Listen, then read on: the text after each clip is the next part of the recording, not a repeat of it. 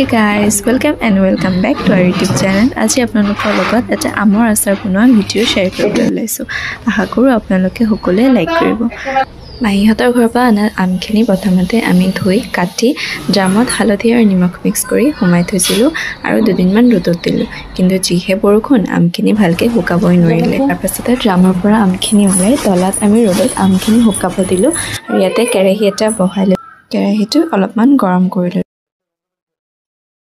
প্ৰথমতে আমি শুকান জলকীয়া তাৰপিছতে পাঁচফোৰণ ধনিয়া সৰিয়হ আৰু জৈন মছলাখিনি ভাজি ল'লোঁ আৰু ভাজি আমাৰ ইয়াত যিহেতু বগা সৰিয়হটো এভেইলেবল আছিলে তো আমি বগা সৰিয়হটোৱে ল'লোঁ কিন্তু আপোনালোকে ক'লা সৰিয়হটো ল'ব পাৰে সেইটো বেছি ভাল। আমি যেনেকৈ আমখিনি 2-3 দিনমান ড্ৰামত সোমাই থৈছিলোঁ হালধি নিমখ মিহলি আপোনালোকেও তেনেকৈ কৰিব পাৰে। তেনেকৈ কৰিলে আমখিনি আৰু বেছি দিনলৈকে ষ্ট'ৰ কৰি ৰাখিব পাৰে।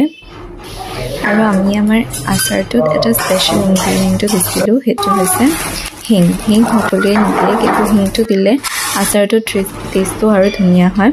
আৰু সিদিনাখন ইমান গৰম আছিল যে কি ক'ম আৰু গেছৰ ওচৰত থাকি ইমান গৰম লাগিছে সেইকাৰণে আমি ইয়াত ফ্ৰুটি খাই ল'লোঁ।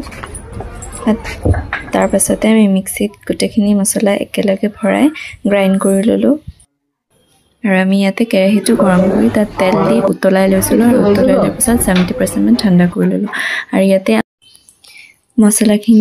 মছলাখিনিৰ লগতে আমি তেল হালধি আৰু টেষ্ট অনুযায়ী নিমখ মিহলি কৰি ল'লোঁ।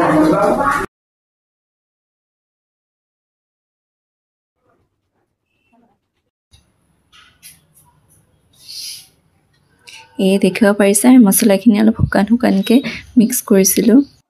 তাৰপাছতে আমি ওপৰৰ পৰা অলপমান চফ ছটিয়াই দিলোঁ আৰু এয়া আমাৰ মছলাটো আমি আমখিনিত এনেকৈ সোমাই ল'লোঁ। আপোনালোকেও এনেকৈ বনাব পাৰে আচাৰ। এইটো এটা বিহাৰী ষ্টাইলৰ আচাৰ হয় যিটো আমি প্ৰথমবাৰ ট্ৰাই কৰিলোঁ। আপোনালোকে এনেকুৱা আচাৰ ট্ৰাই কৰিছেনে কমেণ্টত কিন্তু জনাব দেই। এয়া আমাৰ গোটেইখিনি আমত মছলা ভৰাই দিয়া হৈ গ'ল।